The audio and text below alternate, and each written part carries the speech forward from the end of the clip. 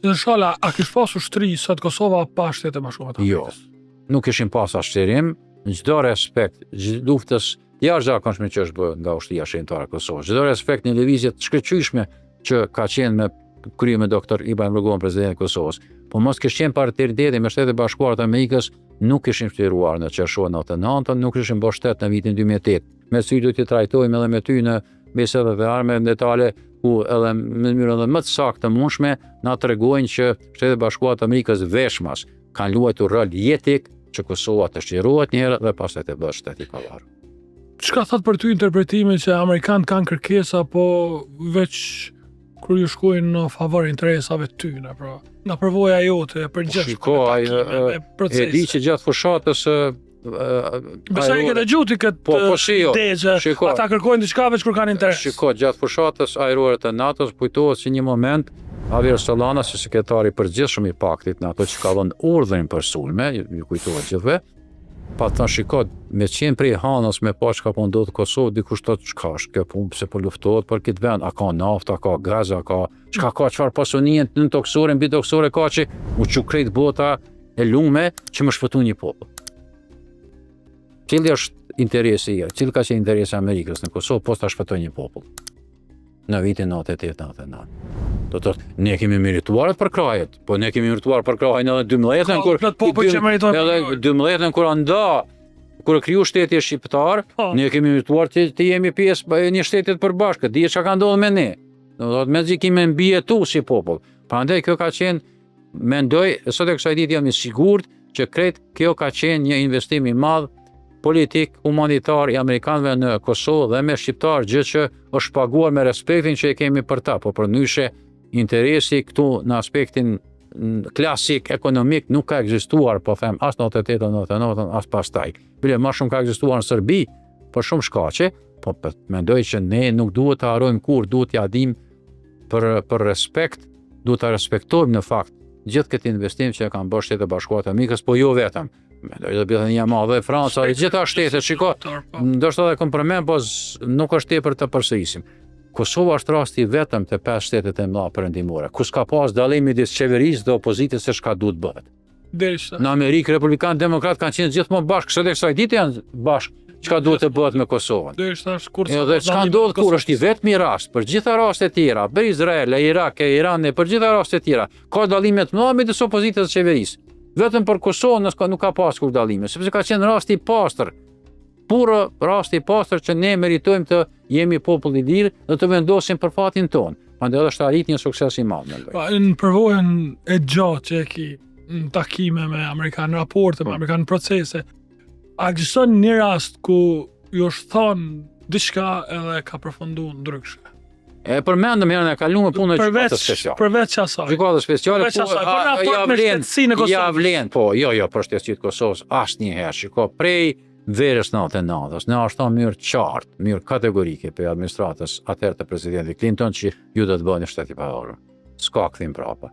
Po normalisht duhet të ecet në demokratizimin e procesit, në krijimin e të drejtave për komunitetet pakicë, veçmas për serbët, në një lloj të pranie civile dhe ushtarake ndërkombëtare në Kosovë, gjitha këto kanë qenë elementet pranueshme. Çka është problem për ne, prania civile dhe ushtarake ndërkombëtare në vitin 99, sepse ne patëm dalë për një periudhë të vakumit politik edhe institucional, për një gremine patëm dalë të okupimit e egër 10 vjeçar dhe luftës edhe më të egër 2 vjeçare. Prandaj ne kemi pas interes për gjithat praninë ndërkombëtare civile ushtarake. Neve kurtha kanë penguar serbët në Kosovë, kanë qenë komunitet pakicë, dhe çka është problem ne ti qasim atyre. Ne kemi qenë luftë me Serbitë tek Emrama, e dim gjithë. Edhe çështjet e tjera, pra asnjëherë s'kemi pas një kërkesë e cila ka rënë ndesh realisht me interesa substancial të shqiptarëve të Kosovës. Edhe në fundit vullneti jonë është për fill, edhe për shqirim, edhe për krijimin e shtetit Kosovës. Po këto nuk kishim mund t'i bënim vetëm vetë. I kemi merituar, e tha më herët.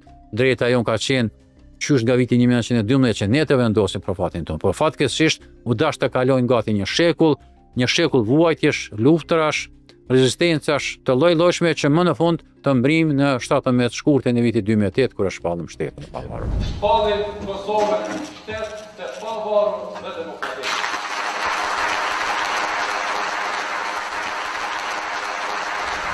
A afekton raportin Kosovë-Amerikë, klima e kohëve të fundit, ku tash përtej thashë themave, njerëzve, tash edhe persona me pushtet e trajtoj situatën sikur ka dalë se mbas e kanë interesin ata të veti, na nuk jemi servile, jemi shteti pavarë, duhet me kuptu Amerika, sikur rasti fundit edhe për çështjen e gazit, kanë ata interesat veta menimi ambasadës nuk e përfaqëson menimin e Amerikës, ma ti ke pas jo janë dy Amerika, jo ka njerëz e ka institucione, a afekton pastërtin e raportit. Që raporti i Kosovës me Amerikën shkon përtej një mandati çfarë do qeveria. Nuk du të lidhe me këtë qeveri apo qeveritë kalemtare, është një partneritet afatgjat që ka kemi folë në vitet 90-a kur folke presidenti Rugova atë botë që lideri një lëvizje pasore që kemi një partneritet historik, një miqësi përjetshme Kosovë-Amerikë, shumë kushte ne ndoshta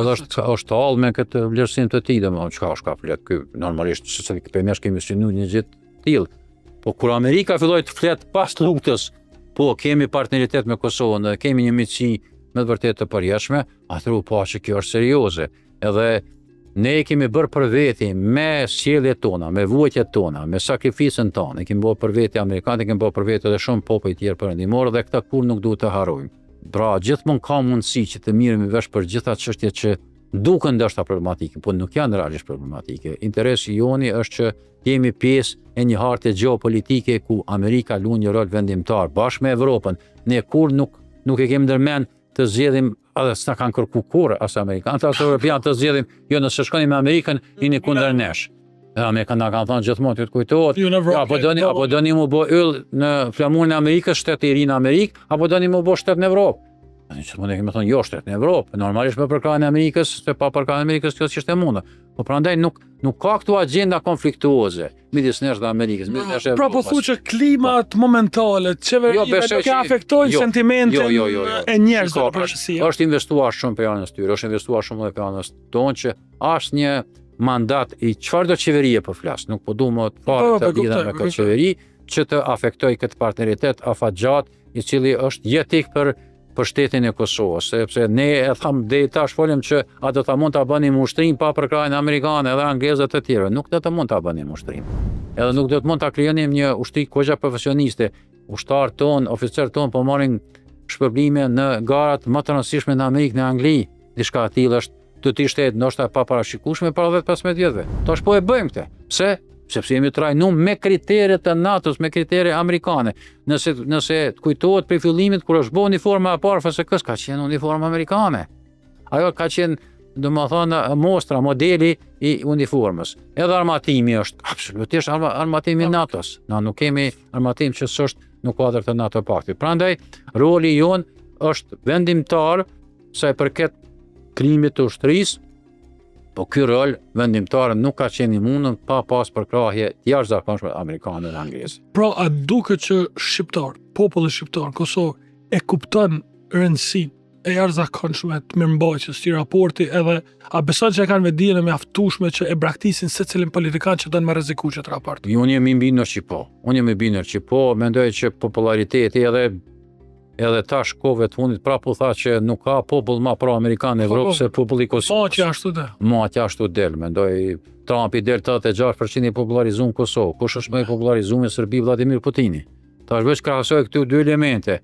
Kënd respekton Kosova, kënd respekton Serbia. Pra raporti jon me Amerikë është raporti i cili është krijuar në momentet më tragjike, më të rënda, më historike të shqiptarëve të Kosovës. Prandaj ai nuk do të përmundoj kur dhe për fatin tonë do të vazhdoj përgjithmonë.